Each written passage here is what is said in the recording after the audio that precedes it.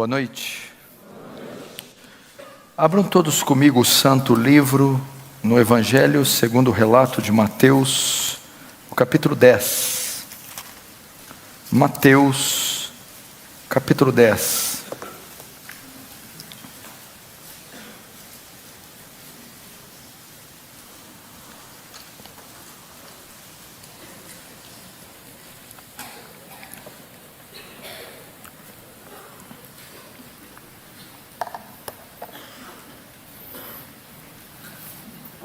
Verso de número 28. Diz assim a palavra de Deus, é Jesus quem está falando aqui. Não temais os que matam o corpo, e não podem matar a alma. Temei antes aquele que pode fazer perecer no inferno, tanto a alma como o corpo. Feche os olhos, vamos orar. Pai Santo, nos rendemos diante da Tua presença, Senhor, cônscios da nossa pequenez, da nossa miserabilidade, diante da grandeza e do poder que em Ti está. Senhor, fala-nos hoje pelo poder da Sua palavra. Somos tão fracos, tão falhos, mas despeja da Sua graça que essa noite, gloriosa, abundante, faz abundar em cada um de nós pecadores. Convence do pecado, Senhor. Convence da realidade eterna do inferno. Traz salvação aqui, Deus. Faz Teu reino avançar. Receba a glória para Si e nos conforma à imagem do Seu Filho, em nome de Jesus. Amém. Presta atenção aqui.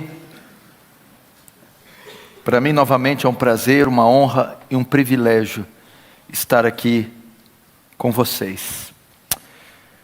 Como vocês viram na divulgação, eu vou falar essa noite sobre a doutrina do inferno, a doutrina da condenação eterna.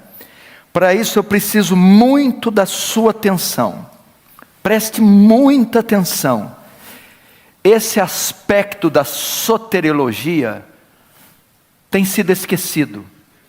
Esse tema da soteriologia é a doutrina da salvação, do grego soteria, salvação, é a doutrina que estuda os aspectos da salvação.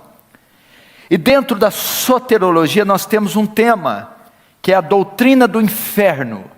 E esse aspecto da soteriologia tem sido omitido. Não é popular, não é simpático, não se é pregado sobre o inferno. Qual a última vez que você foi a um culto e ouviu uma pregação de 1 hora, 2 horas sobre o inferno? Qual a última vez que você foi a uma livraria e viu livros escritos sobre o inferno?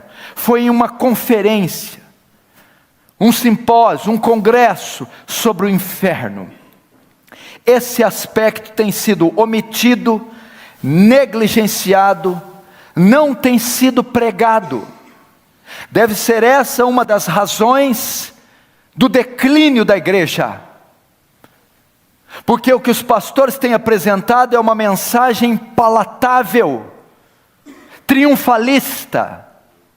Só querem falar de vitória, bênção, prosperidade e cura, como se a Bíblia só consistisse disso. Só isso. Me dá nos nervos isso. Me dá nos nervos ensinar a igreja só uma parte. Quem te disse que a vida é feita só de vitória, só de cura? Tem alguém com a doença aqui essa noite, com a dor? Tenho certeza que tem. Tem. Se Deus curar essa doença aí, hoje, agora, você nunca mais vai ficar doente? Acabou? Não, meu filho, a doença faz parte da vida caída em Adão. Se essa conta que você tem aí, pagar ela hoje, você nunca mais vai ter conta? Parece que as pessoas têm uma ideia uma ideia biruta da fé. Ai, ele tem que me curar. Tá, curou, beleza, curou, fez um milagre. Acabou o problema? Não! Você vai ter um atrás do outro, um após outro, dívida, e crise, e problema, e luta, e tentação, e assim é até o último dia da vida. Ao invés de nós buscarmos essas coisas, devíamos estar buscando o quê? Crescer em santidade, em amor a Deus, em amor ao próximo, crescer em graça e em conhecimento, pregar o Evangelho. Deixa as dores aí, meu filho, aprende a conviver com elas. Deixa os problemas, eles nunca vão sumir daqui. Sabe, é uma coisa, eu vim buscar a minha bênção. Eu não vim buscar bênção coisa nenhuma. 20 anos atrás eu recebi ela, quando eu me converti. Eu recebi a grande bênção, que é a salvação, que é o Evangelho. Se eu quero alguma coisa mais do que isso, sabe o que eu tenho que fazer? Acordar cedo, trabalhar, estudar, ralar. Não envolve Deus nessas coisinhas não, gente. Uma coisa de doido. O povo não quer trabalhar, o povo não quer estudar.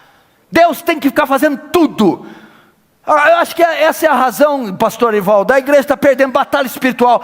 Porque os anjos, em vez de ficar defendendo a gente, está levantando multijolo, está trabalhando em concessionária para despachar carro, despachar casa, virou farmacêutico, cirurgião, o anjo está fazendo tudo, menos cuidar da vida espiritual dos outros. Mas porque a demanda é tão grande. Você quer comprar uma casa, meu filho? Começa a economizar, meu querido. Você quer deixar de ficar doente? Para de comer torresmo, para de beber.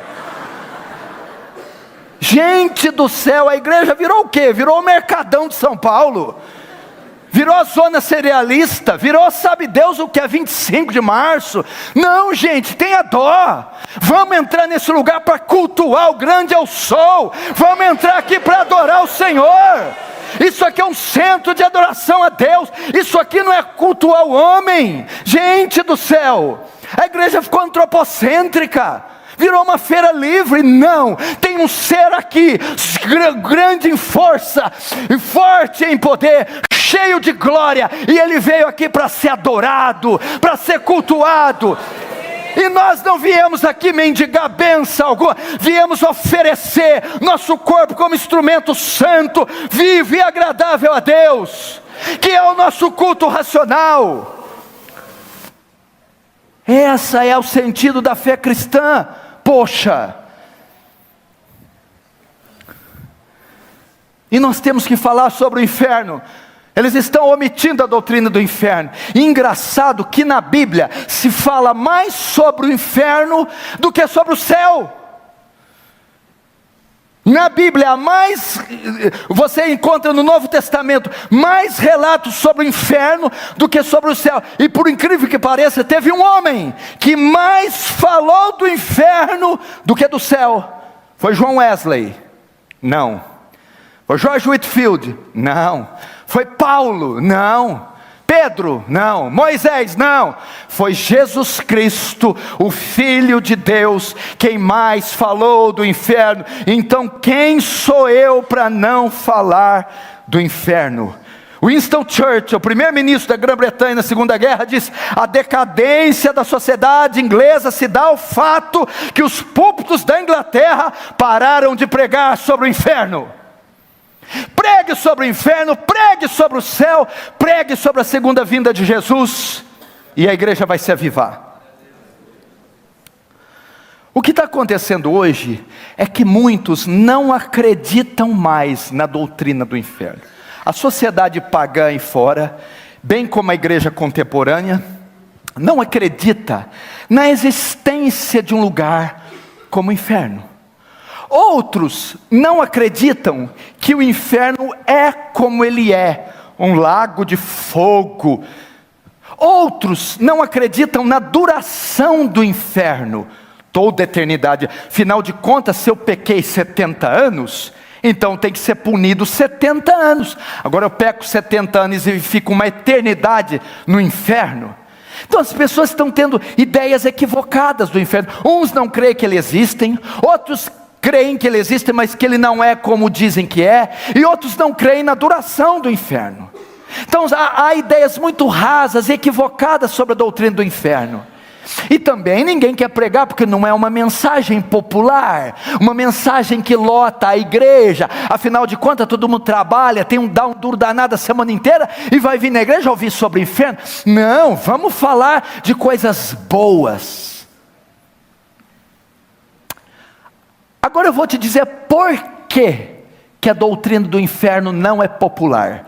Por que não se prega sobre o inferno? Ao longo da história da igreja, foram-se criando conceitos equivocados sobre o inferno, que fizeram com que o povo dessa época não cresce no inferno. Vou falar novamente. Ao longo da história da igreja, ao longo do período da história da igreja, a igreja tem 2000 anos, começou em Atos, até hoje. Ao longo da história da igreja, foram se criando conceitos, ideias equivocadas a respeito do inferno, que fizeram com que as pessoas desse século não crescem mais nessa doutrina. E eu vou citar pelo menos 3 conceitos, 3 correntes de pensamentos sobre o inferno equivocadas, que fazem com que o pessoal de hoje não creia. É o agnosticismo, o aniquilacionismo e o universalismo.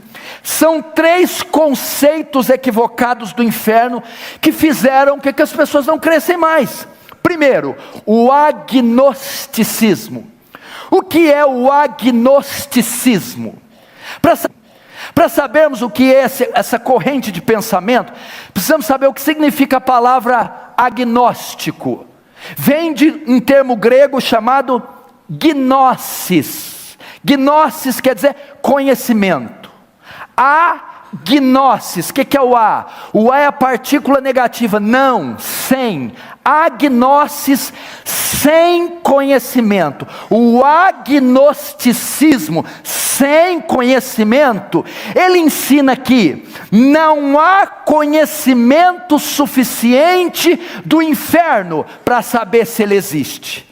Ninguém nunca foi lá e voltou, não há fotos, não há evidências. Então, se não há conhecimento, vestígio, provas, não há quem tenha ido e voltado, não há conhecimento suficiente, então não pode existir um lugar como esse. Os agnósticos não creem na existência do inferno por dizerem que não há evidências suficientes de um lugar como esse. Segundo conceito que surgiu ao longo do tempo, o aniquilacionismo. O aniquilacionismo. O que é o aniquilacionismo? Quem são os aniquilacionistas? Vem de 2 palavras também latinas. Você conhece a palavra nihil? Nada. Ex nihil, do nada. O que é anihil? A partícula negativa sem. Nada. Aniquilar. Aniquilar. Sem. Nihil. Nada. Reduzir a nada. O aniquilacionismo entende o quê? Que o homem, se ele crê em Jesus, ele vai para o céu. Se ele é pecador e ímpio, não vai para o inferno, não existe o inferno. Ele será aniquilado, reduzido a nada. Significa que o pecador que morre sem Jesus, o corpo e a alma é destruído, deixa de existir, é aniquilado, reduzido a nada. Existem aniquilacionistas hoje? Sim, as testemunhas de Jeová são aniquilacionistas. Elas creem que um pequeno grupo vai para o céu, 144 mil, a seita tem 3 milhões, vão disputar no tapa quem é que sobe. Não sei como é que faz. Exegese pobre de 144 mil, que coisa mais pobre. Talvez é porque quando fizeram exegese, a seita tinha 1.000, 1.200, então cabia gente, mas eles não sabiam que ia crescer tanto. Os aniquilacionistas creem nisso. Existem aniquilacionistas? Sim, as testemunhas de Jeová. Existem agnósticos hoje? Sim, os ateus. Muitos ateus são agnósticos. E há uma terceira corrente de pensamento equivocado sobre o inferno. Essa é que está na moda. Está assim de crente que crê. Os universalistas. O universalismo vem da palavra kata e holos. Quer dizer junto e todos. Todos juntos. O que o universalismo ensina? Que no final dos tempos, quando Deus redimir a terra e dar ela totalmente ao governo de Cristo, todos serão salvos, todos, os crentes e os descrentes, os justos e os ímpios, todo mundo vai para o céu. O universalismo chega a dizer o absurdo que no final dos tempos, até o diabo será salvo. Deus vai abrir o inferno e sai, capetada, vai todo mundo para o céu. O universalismo crê nisso, que os santos, justos e os injustos vão ser salvos. Quem estudou, não estudou para a prova, no final todo mundo vai passar de ano. É o sonho de qualquer brasileiro estudante. Por quê? E por incrível que pareça, um dos maiores exegetas do século XX, John Stott, era universalista, por causa de Atos 3,19 e Efésios 1,9, segundo o seu beneplácito que propuseram em Cristo, de fazer convergir nele, na dispensação da plenitude dos tempos, todas as coisas, tanto nos céus e na terra. O Atos 3,19, 21 diz que o qual convém que o céu contenha até os tempos da restauração de tudo, dos quais falou Deus pela boca dos seus profetas. Por causa de um termo grego aqui, apocatástase, a restauração de todas essas coisas. Alguns exegetas, alguns teólogos entendem que este verbo grego significa que no final Deus vai restaurar tudo através de Jesus e vai salvar todo mundo. Então vai entrar no céu toda a raça humana, desde Adão. Todos receberão perdão, quem crê, quem não crê, o justo, o ímpio, até Satanás. Por incrível que pareça, na igreja de Cristo, se é que podemos chamar de igreja de Cristo, está assim de universalistas. Agora, existe um quarto conceito, é o conceito bíblico, a visão bíblica do inferno. Existe sim um lugar de sofrimento consciente da alma e eterno, chamado inferno. Existe um lugar de sofrimento consciente da alma e eterno, chamado inferno. Esse é o conceito bíblico. A doutrina do inferno não é exposta e ensinada claramente no Antigo Testamento. É no Novo Testamento que vamos ter ideias mais claras sobre o inferno. Paulo em suas cartas faz menção da doutrina do inferno. João fala em Apocalipse da doutrina do inferno. Mas é Cristo quem propicia o mais amplo ensino sobre o inferno. Em Mateus 5,22 ele diz do fogo do inferno. Mateus 5, 29 e 30 diz que a punição será mais severa no inferno do que perder um membro do corpo. Mateus 7, 19 diz que a árvore que não produz fruto será lançada no inferno. Mateus 8, 12 diz que serão lançados nas trevas exteriores. Mateus 13, 40, 50, a parábola do joio diz que no final serão lançados no inferno. Marcos 2, 42, 48... diz que é o lugar onde o verme não morre, o fogo não se apaga. E na parábola dos talentos, das bodas, das ovelhas, ele diz para aquele que condena, que irão para o inferno. O ensino sobre o inferno não pode ser negado, pois é uma doutrina explicitamente bíblica. Negar a doutrina do inferno é negar a própria palavra de Deus. Existem 4 palavras para inferno na Bíblia. Presta atenção. Existem 4 palavras para inferno na Bíblia: Sheol, Hades, Guiena e Tártaros. A Bíblia, quando quer designar inferno, ela usa 4 palavras: Sheol, Hades, Guiena e Tártaro. Sheol é a palavra do Antigo Testamento, a palavra hebraica, que significa sepultura, túmulo, mundo dos mortos e inferno. Hades é a palavra grega, é a transliteração grega do hebraico Sheol, que significa também sepultura, que significa morte, que significa mundo dos mortos ou inferno. Existe a palavra Tártaros, que é mencionada uma vez só na Bíblia, está nas cartas de Pedro, que é designada para o abismo, onde os demônios estão aprisionados até o dia do juízo. E existe a outra palavra que é Guiena, Guiena, o vale de Rinom. E eu quero falar um pouco sobre Guiena. O que é o Guiena? Guiena é a palavra mais forte e a que mais expressa o inferno. Guiena é uma palavra composta de 2 palavras, que significa Ge-Rinom, é o vale de Rinom. O que é o vale de Rinom? Essa palavra era usada no Antigo Testamento para designar o vale de Rinom. Vale de Rinom era um local onde o rei ímpio Manassés queimava seus filhos ao deus Moloque. Era um lugar onde os reis pagãos e Manassés erigiam uma estátua de um deus chamado Moloque, e colocavam fogo dentro, e jogavam crianças para serem incineradas, oferecidas a Moloque, eram queimadas. Manassés ofereceu seus filhos para serem queimadas ao deus Moloque. Jeremias 7 chama o vale de Rinom de vale da matança.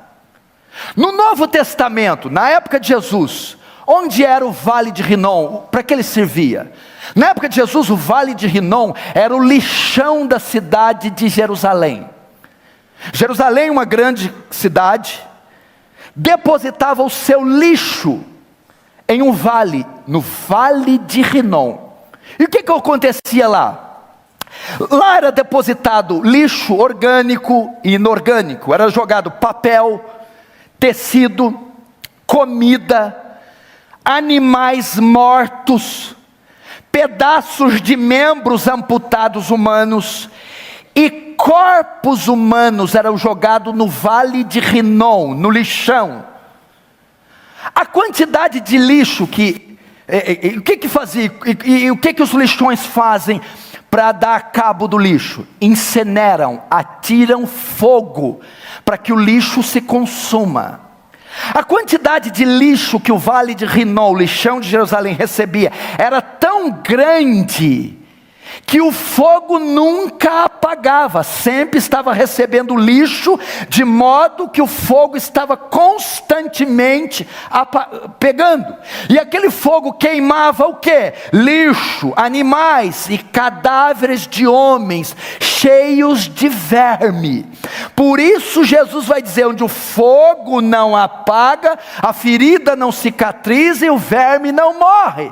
Quando Jesus quis expressar para os judeus o que é o inferno, ele diz, olhe para o vale de Rinom. O inferno é como ele, onde o fogo não apaga, onde o verme não morre, a ferida não cicatriza e corpos queimarão constantemente. Isso é o inferno, o lugar onde o lixo da humanidade será colocado. Vocês entenderam? Agora vamos entender. Quem morre hoje vai para onde? Quem morre hoje com Jesus, o crente, se morrer hoje, vai para onde? O corpo vai para a sepultura, a alma vai para o céu. Não existe doutrina do sono da alma, ninguém fica dormindo no túmulo. Essa ideia de dormir, de sono da alma, vem da interpretação errada da carta de Paulo aos Tessalonicenses. Irmãos, não quero que sejais ignorantes a respeito dos que dormem, Quando Paulo fala dorme, ele está usando um eufemismo. O que é um eufemismo? É usar uma palavra mais leve no lugar de uma palavra grave, para não ofender. Por exemplo, quando alguém da sua família morre, ninguém liga lá, seu pai morreu. É muito forte falar, ó, seu pai partiu. É um eufemismo, seu pai faleceu. Você usa uma palavra mais leve no lugar de uma palavra grave. Então Paulo, para consolar os tessalônicos que estavam sensíveis, diz: não sejais ignorantes a respeito daqueles que dormem, daqueles que estão mortos, que morreram. Então não tem ninguém dormindo. Quem morre hoje com Cristo vai para o céu. Qual a base bíblica? A passagem da crucificação, quando o ladrão diz para Jesus: mestre, lembra-te de mim quando entrar no teu reino. Jesus diz: em verdade, verdade te digo, hoje mesmo estará comigo no paraíso. O ladrão, quando morreu na cruz, o corpo foi para onde? Para o túmulo. A alma para o céu, para o seio de Abraão, para o paraíso, para a bem-aventurança celeste. Jesus, quando morreu, o corpo foi para onde? Para a sepultura, que José de Arimateia comprou. E a alma? Para o paraíso. O ímpio, sem Jesus, quando ele morre, para onde ele vai? O corpo do ímpio vai para a sepultura. E a alma? Vai para o Hades. Hades. O que é o Hades?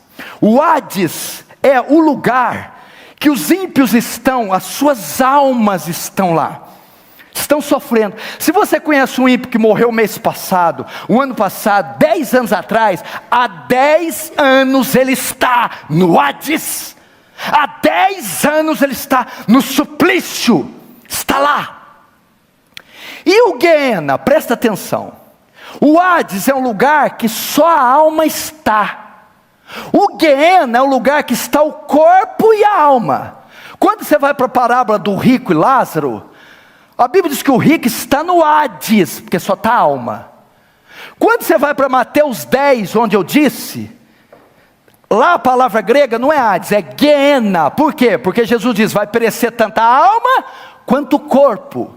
O Guiena é para depois da ressurreição, é o lago de fogo, é o que está em Apocalipse 20, a morte, a besta, o inferno, todos que não foram achados escritos no livro da vida, serão lançados no Guiena, no lago de fogo. É assim, quando Jesus voltar, o justo vem do céu, e o corpo dele ressuscita, e alma e corpo se unem, em um corpo glorificado, para estar para sempre com Jesus nos céus, entendeu? O corpo do justo se decompôs, está na sepultura, a alma está no céu. Com a volta de Jesus ocorre a ressurreição, aquele corpo se recompõe, e encontra com o Espírito, e se une Espírito e corpo glorificados, incorruptíveis, para estar com Jesus no céu. O ímpio, quando Jesus voltar, a ressurreição do ímpio, o corpo se refaz, e a alma sai do Hades, e se unem corpo e alma, para não estar no Hades agora, mas agora para o Guiena, para o lago de fogo, onde corpo e alma estarão. Agora, quem está no Hades? Todos que morreram sem Jesus. Quem está agora no Guiena? Ninguém. Tem uma fita lá, não foi inaugurada ainda. Quem será o primeiro que vai inaugurar o Guiena? Isso não é caso de rir, não. Quem será o primeiro a cortar a fita para entrar no Guiena? Na volta de Jesus, o corpo ressuscita, a alma sai do Hades, para estar no lago de fogo. Por que Jesus deu a ideia do vale de Rinom, do lixão? Que a ferida não cicatriza, o verme não morre, o fogo não se acaba. Porque os condenados receberão corpos indestrutíveis. Eles vão desejar morrer no inferno, mas não morrerão. Terão corpos indestrutíveis no inferno, e ficarão lá pelos séculos dos séculos, dos séculos, dos séculos. Quantos estão entendendo? Diz amém. Amém.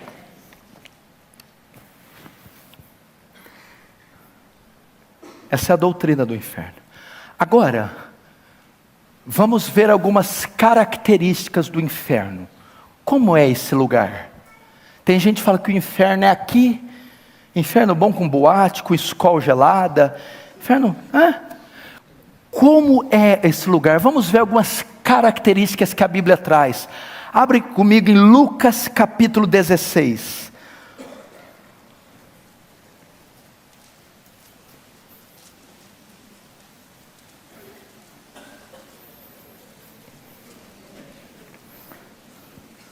Lucas capítulo 16. Vamos ver a partir do verso 19, Lucas 16, 19. Ora, havia certo homem rico que se vestia de púrpura e linho finíssimo, e que todos os dias se regalava esplendidamente. Havia também certo mendigo chamado Lázaro, coberto de chagas, que jazia à porta daquele, e desejava alimentar-se das migalhas que caíam da mesa do rico, e até os cães vinham lamber-lhes as úlceras. Aconteceu morrer o mendigo e ser levado pelos anjos para o seio de Abraão. Morreu também o rico e foi sepultado. No inferno, agora começam as características. Estando em tormentos, levantou os olhos e viu de longe Abraão e Lázaro no seu seio. Então clamando disse: Pai Abraão, tem misericórdia de mim, manda Lázaro que molhe a água à ponta do dedo e me refresque a língua, porque estou atormentado nessa chama. Diz porém Abraão: Filho, lembra-te que recebeste os teus bens em vida, e Lázaro igualmente os males. Agora porém aqui ele está consolado, tu em tormentos. E além de tudo está posto um grande abismo entre nós e vós, de sorte que os que querem passar daqui para vós outros não podem, nem os de lá para nós. Até aí. Aqui nós temos uma parábola que mostra duas pessoas morrendo e dois destinos diferentes. Um vai para o céu, outro vai para o inferno. E aqui Deus, por sua soberania, quis descrever detalhes do inferno e não do céu. Primeira característica do inferno, a Bíblia fala aqui no verso 22, ver se é isso mesmo, verso 22, está escrito a palavra tormentos. Ver se é isso. 23. Tormentos. Veja só. Primeiro, característica do lugar. É uma colônia de férias o inferno, um lugar que vai ter loiras bonitas com álcool e uma boate, igual aquela do Blade, descendo sangue para os vampiros, aquela coisa. A Bíblia diz que o inferno é um lugar de tormentos. O inferno é um lugar de sofrimento. Sofrimento. Notem que ele usa o plural. Tormentos no plural. O que significa tormentos e sofrimento? O inferno é o local onde vai haver o completo despejar da ira de Deus sobre o ímpio. Isso é o inferno. Apocalipse 20:10. E o diabo que os enganava foi lançado no lago de fogo e enxofre, onde então a besta e o falso profeta de dia e de noite serão atormentados. Mateus 25, 41, 46 diz: então dirá também aos que estiver à sua esquerda: apartai-vos de mim, malditos, e irão estes para o tormento eterno. Você tem ideia do que é isso? Sofrimento. Eu não sei, há especulações quanto se é fogo literal, o que é a substância do inferno, se vão queimar, torrar, não sei. Uma coisa eu sei: o inferno é o completo despejar da cólera, da ira de Deus. Só para você ter uma ideia, o que pode ser o inferno? A Bíblia diz em Apocalipse 14 que os tais beberão do vinho, do furor, do lagar, da ira do Deus Todo-Poderoso. Usa o termo lagar. O que é lagar? O lugar que faz uva. É um compartimento, um caixote. Pensa num caixote, que embaixo tem furos, saídas com canos, dutos, que termina em baldes, recipientes.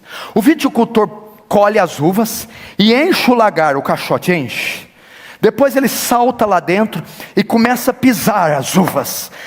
E ao pisar vai extraindo o suco, que vai passando pelos dutos até o recipiente. Dali se extrai o vinho, suco de uva. Este lagar é o inferno. As uvas são os pecadores que ali estarão, e os pés de bronze que pisam as uvas são os pés do cordeiro em forma de ira, e o suco que sai das uvas é o sangue dos pecadores. Isso é o inferno, a ira de Deus.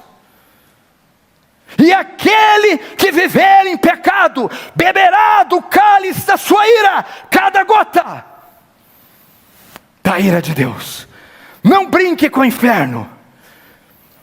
Não brinque com o inferno. Segunda característica, verso 24: então clamando, disse: Pai Abraão, tem misericórdia de mim, e manda Lázaro que molhe a água, a ponta do dedo e refresque a língua, porque estou atormentado nessa chama. Presta atenção, o sofrimento ali era tão intenso, o calor das chamas, que Jesus ilustra, que o rico dizia: Pai Abraão, peça para Lázaro, ao menos molhar a ponta do dedo, e colocar uma gota na minha língua, para que me refresque, ao menos uma gota. E Abraão disse: o que significa? O inferno é a ausência total do alívio da dor. Quem aqui já fez uma cirurgia, teve uma fratura exposta, pós-cirúrgico, parto, queimadura, seja o que for que doeu muito, precisou de antibiótico, morfina, anestesia, e você rugiu, passou a noite em claro, mas passou 10, 20, 30 dias, passou a dor. A sua mente está condicionada, quando você queima de 3º grau, a esperar o alívio da dor, porque uma hora vem, cicatriza, pomada, ferida. No inferno não haverá 1 minuto sequer de alívio, 1 segundo sequer. É uma dor, um sofrimento, um tormento constante, incessante, sem 1 segundo sequer de alívio. Sem 1 segundo. Terceira característica do inferno, para mim uma das piores. Verso 25: diz porém Abraão: filho, lembra-te que recebeste teus bens e vidas, e Lázaro igualmente os males, porém aqui ele está consolado e tu em tormentos. Vamos pegar a primeira frase. Lembra-te. Pastor Erival, eu acho que essa é uma das piores consequências do inferno. Lembra-te. Lembra-te significa que a memória não vai ser tirada no inferno. Você se lembrará da tua mãe, do teu pai que tanto orou por você, da tua esposa, marido ímpio, que convidou você para ir no culto e você não foi, que pediu para você ler a Bíblia e você não leu, que pediu para você mudar o seu jeito e você não. A memória não será tirada. Você se lembrará do Evangelho, se lembrará da Escritura. Você, se caso for para lá, se lembrará deste culto aqui. Você que me vê pela TV, pela internet, se lembrará destas palavras. Então a memória irá comichar no inferno. Vai se lembrar das oportunidades que teve, de fazer o bem e não fez, de receber o Evangelho e não recebeu, de crer e se arrepender e não creu, de abandonar o pecado, o vício, a droga e não o fez. Então lá se lembrará de cada cena. Quer juízo pior que esse? Quarto, verso 26: e além de tudo está posto um grande abismo entre nós e vós, de sorte que os que querem passar daqui para vós outros não podem, nem os de lá para nós. Quarta característica do inferno: você nunca mais estará na presença de um santo, nunca mais verá um pastor, nunca mais verá aquela mãe de oração, nunca mais estará com a sua esposa, nunca mais, há um abismo entre o céu e o inferno, nunca mais ouvirá um louvor, nunca mais cultuará o Senhor, nunca mais estará na presença de um homem ou uma mulher piedosa. E a Bíblia diz que os que de lá querem passar para lá, não pode. Você vai buscar saídas no inferno, não há saídas, uma porta para abrir, não há portas, um muro para saltar, não há muros, um túnel para entrar, não há túneis. Não há saída, é uma dimensão escura, negra, que tem caminho e porta só de entrada. Você gritará: mãe! Não tem mãe no inferno. Nunca mais verá um beija-flor, uma samambaia, um rio, nunca mais verá uma rosa. Você esquecerá que existiu o amarelo, o vermelho, você esquecerá do som, das cascatas, do céu, das estrelas, só escuridão e trevas. Quinta e pior consequência do inferno para mim, porque ela é a mistura de todos os anos, de todas as coisas.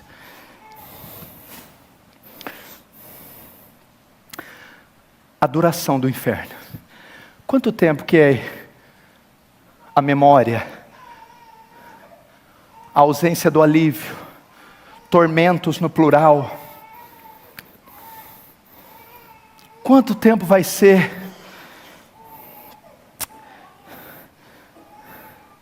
sem estar na presença de um santo? Eternamente, pelos séculos, dos séculos, dos séculos, dos séculos, dos séculos, dos séculos, dos séculos, de eternidade em eternidade, eternidade, infinito, para todo sempre. Um dia um pastor me ilustrou o que é eternidade, para ter uma ideia, que nós não vamos ter ideia. Ele disse: imagina o monte mais alto do mundo rochoso, o K2 ou o Everest. O K2 são milhões de litros cúbicos de rocha vulcânica. Suponhamos que venha um beija-flor de 1000 e 1000 anos e dê 3 bicadas no Everest, no K2. Vem e dá 3 bicadas. Depois de 1000 anos ele volta e dá mais 3. Até ele consumir o monte inteiro. Quando acabar, coloca outro. Uma ideia de eternidade. Essa é uma ideia de eternidade. Irmãos, você que me assiste pela internet, vocês que estão aqui, que relevância você tem dado a isso? Você está preocupado com o quê? Se o financiamento vai ser aprovado? Se vai dar certo o noivado, o casamento? Você está preocupado com a saúde do corpo? Ou o passeio que vai dar? A viagem para Paris, Nova York, Londres? Por que não pensar na sua eternidade? Você tem um corpo mortal, mas tem uma alma imortal. Você sabe onde vai passar os últimos 20 anos, mas sabe onde vai passar a eternidade? Eu vou falar uma coisa aqui, mas não fica bravo comigo não.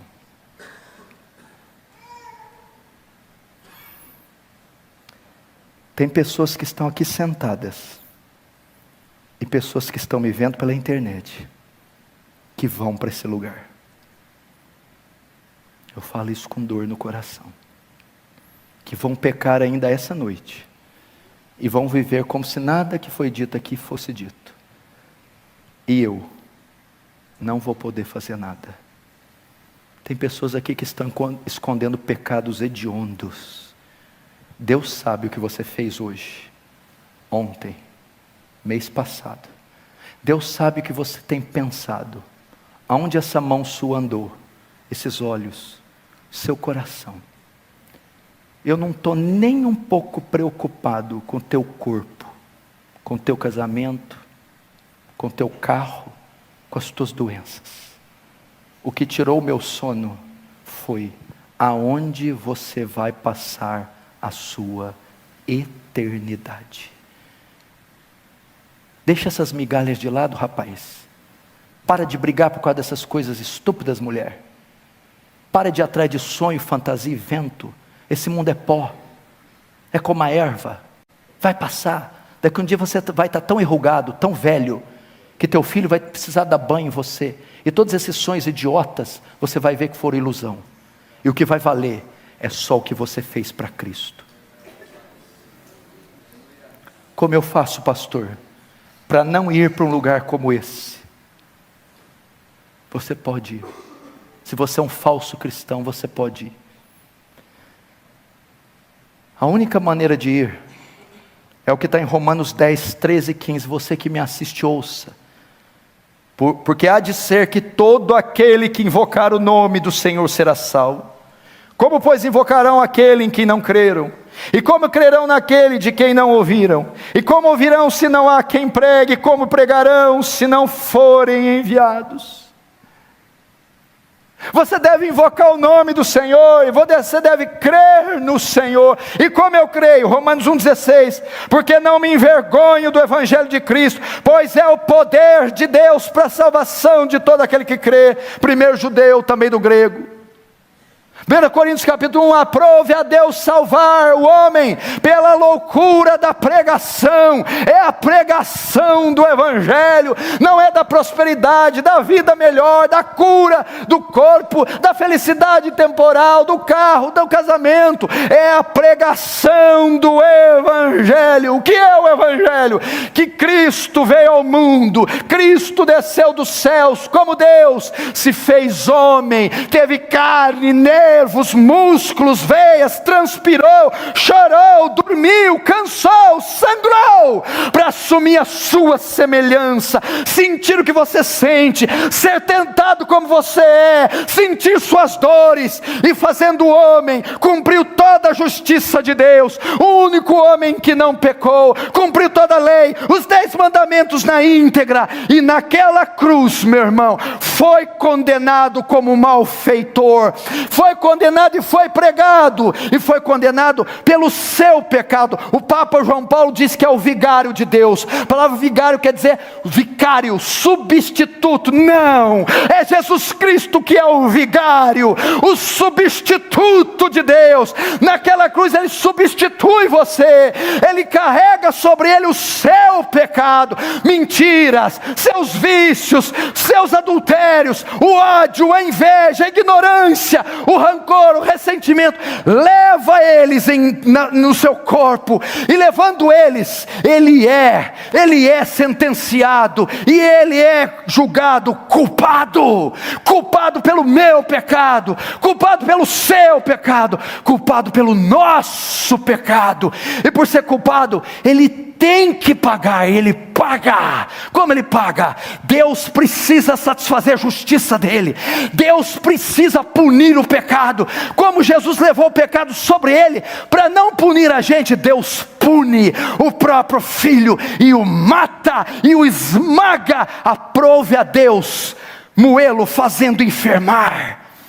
Então Jesus morre na cruz, pagando pelas minhas mentiras, pelos meus adultérios, pelos seus vícios, pelo seu rancor, pela sua chatice, pela sua idolatria, pela sua obstinação. Mas não fica só aí.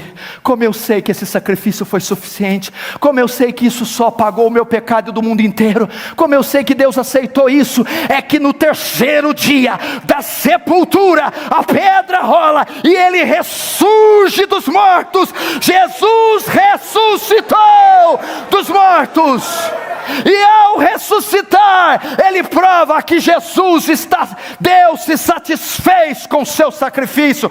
Tetelestai, está consumado.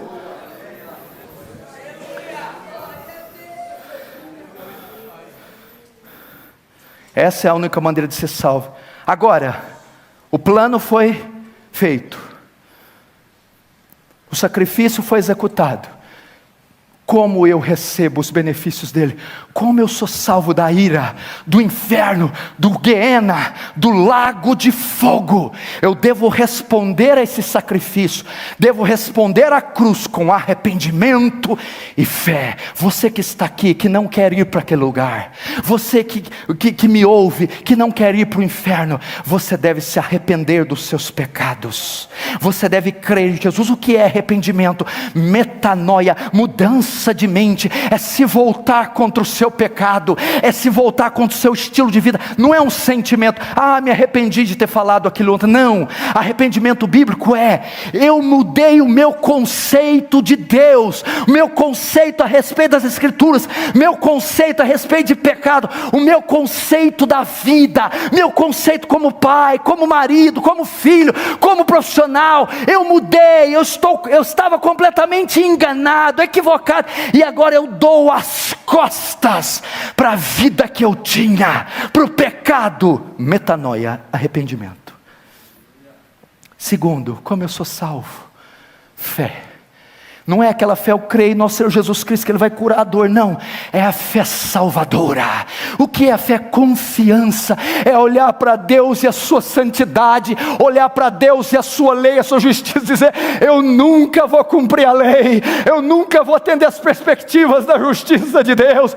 Tudo que eu mereço é o inferno. Minhas obras, vela, procissão, missa, meus sacrifícios, obras, de nada servem. Tudo que eu mereço é o inferno. Mas eu lanço a minha confiança de salvação, lanço a minha esperança na cruz, no mérito de Cristo, na pessoa de Cristo. Eu não irei para o céu por causa de mim, eu irei por causa dele. Não irei pelas minhas obras, irei pelas deles. Não irei pela minha bondade, mas irei pela bondade dele, e nele eu descanso. Na cruz eu descanso, no sacrifício eu descanso.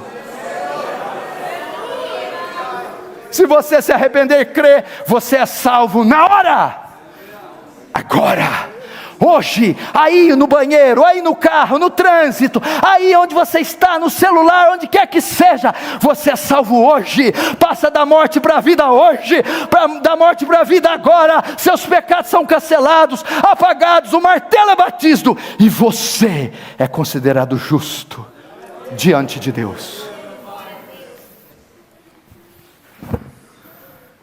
É assim que você é salvo. Eu não sei se aqui eles sabem essa canção, se ensinou ela, se ensaiou ela.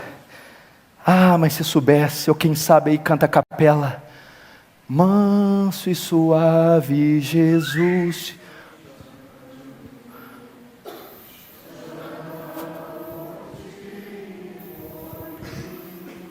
Mais forte.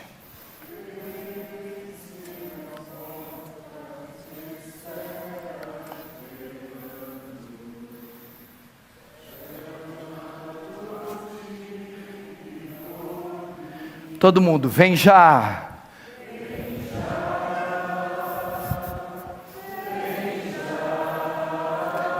Alma cansada.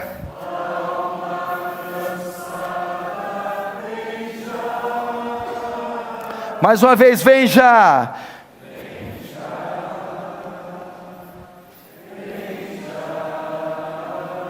Alma.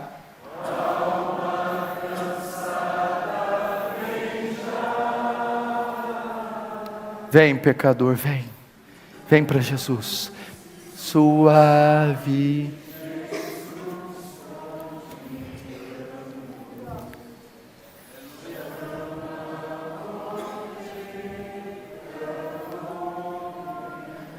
Amém.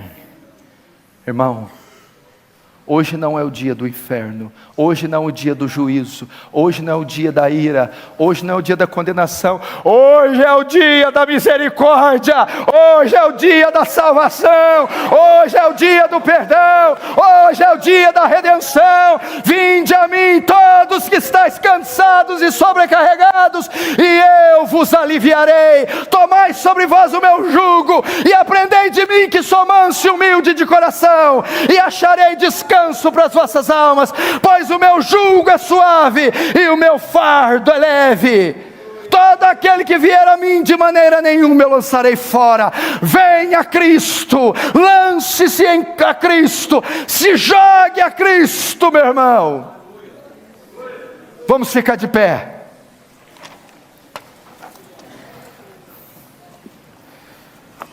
O louvor, o pessoal pode vir, pode fazer um solinho. Você vai orar agora, meu irmão. Você vai orar pela sua alma.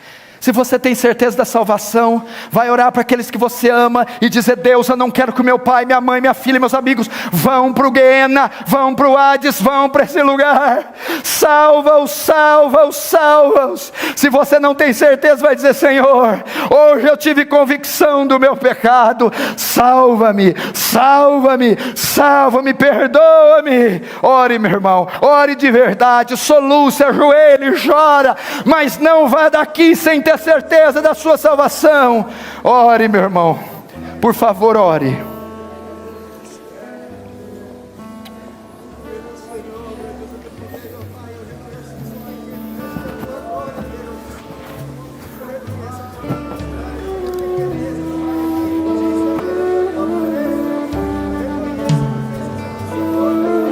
O Espírito Santo convence, o Espírito Santo salva, o Espírito Santo.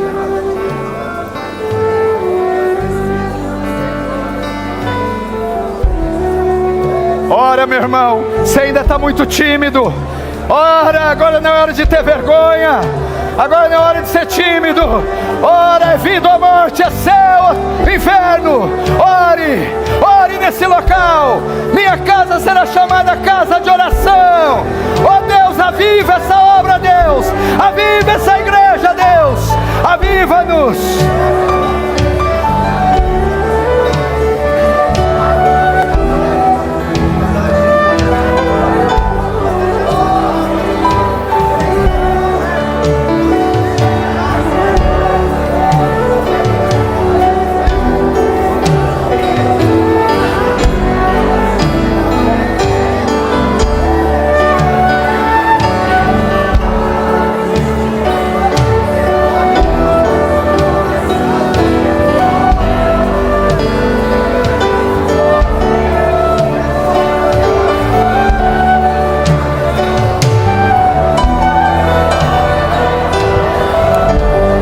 Espírito Santo, vem sobre nós, vem sobre nós, imprime-nos a realidade do inferno e nos conduz a Cristo, nos conduz à fé e ao arrependimento.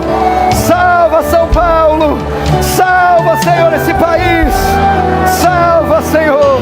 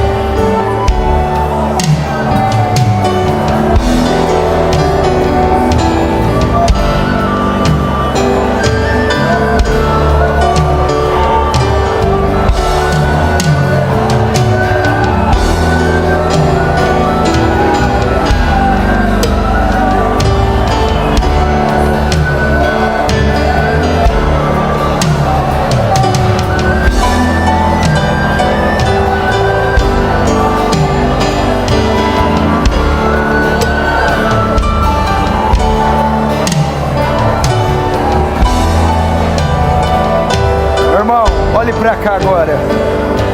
Olhe para cá.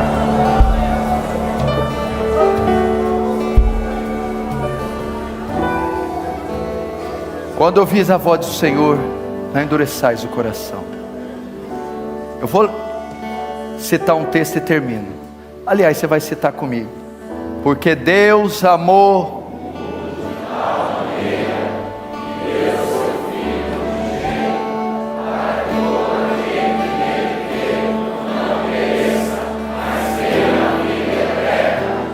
Amém? Agora só vou completar para você não ficar pesado. Deus enviou o seu Filho ao mundo, não para que condenasse o mundo, mas para que salvasse o mundo. Jesus não veio aqui condenar ninguém, veio salvar.